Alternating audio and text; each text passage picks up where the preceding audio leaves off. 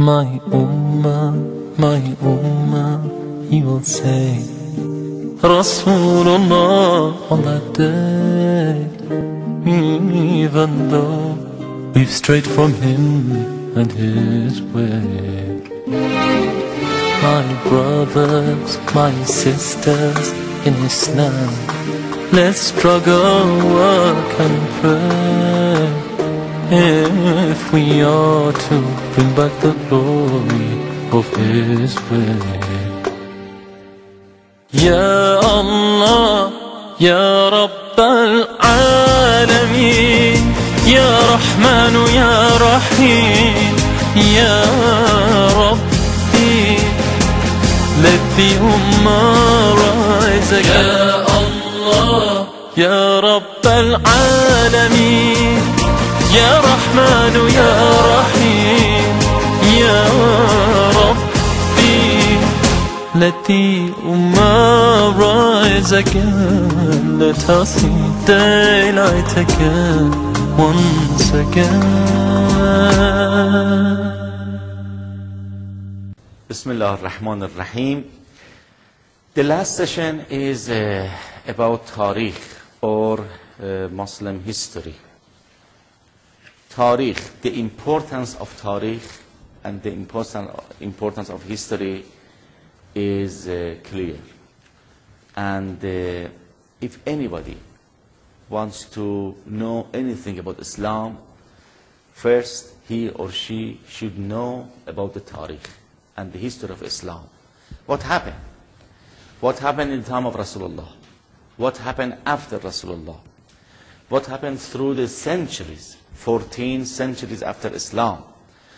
So when we talk about Tariq, when we talk about Islamic history, we have to know about the changes through the history, the changes in the science, the changes in the philosophy, the changes in the cultural, for example,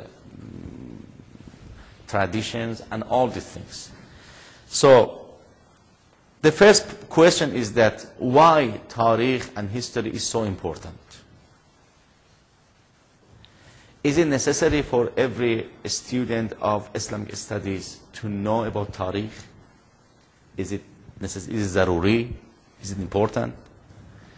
If, for example, a student of philosophy or a student of fiqh or a student of theology just say, okay, I want to learn philosophy of Islam. I don't care. I don't want to know anything about the history of Tariq. Is it possible to know the philosophy of Islam without Tariq, without history? Is it possible to understand Islam without history, without the history of Islam?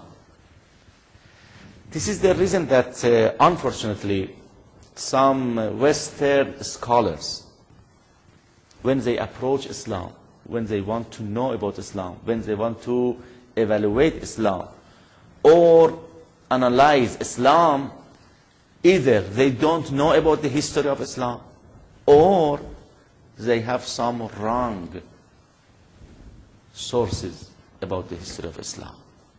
And both cases are very dangerous. So it is very important to know about the history of Islam, how Islam came, how Islam shaped, and how what happened in the time of Rasulullah and all these things. So in history of Islam or Tariq, there are some topics that I just mentioned here, and we are not going to read all of them, but I just mentioned these titles or these important points. For example, historical periods in Islam, the Holy Prophet of Islam, the time of Imamat, Islamic Golden Age, and modern time. So if we know something about these 5 topics, 5 important points, I think it is enough to enter the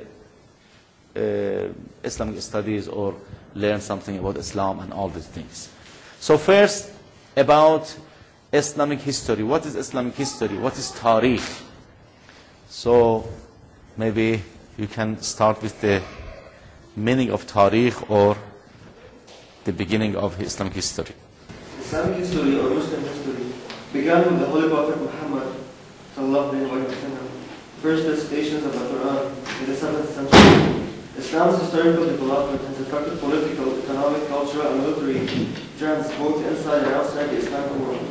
The term Islamic world or Muslim world has several meanings. In a cultural sense, it refers to the worldwide community of Muslims, adherents of Islam. The worldwide Muslim community is also known collectively as the Ummah. Ummah is an Arabic word meaning community or nation. In the context of Islam, the word Ummah is used to mean the community of the believers, Ummah al-Mu'mineen, and thus the whole Muslim world. Some modern Islamists use the term Islamic Ummah or Muslim Ummah, or refer to all the people in the lands and countries where Muslims predominantly reside, and which were once under the control of the Islam. Within a century of the Prophet Muhammad final recitations of the Quran, an Islamic state stretched from the Atlantic Ocean in the west to Central Asia in the east. The Muslim empires were among the largest and most powerful in the world. People in the Islamic world made many centers of culture and science and produced notable scientists, astronomers, mathematicians, doctors, and philosophers during the golden age of Islam. Very good. Okay, if we want to divide or categorize the history of Islam from the beginning until now, it is good to categorize it into 5 parts or to 5 periods. First, the time of Rasulullah. How many years is the time of Rasulullah?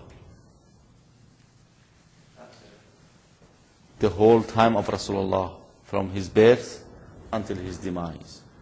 How many years? 63 years. So we call this the time of Rasulullah, the time of the Prophet. Then second part of history is after Rasulullah, the time of Khulafa Rashidi. Number 2 is from 632 to 661. How many years? About 30 years. About 29 years. The third part is Umayyad time. The Khulafa Umayyad or Umayyad time. I don't say Khulafa because they are not Khalifa. They are rulers or kings. Umayyad time from 661 to 750.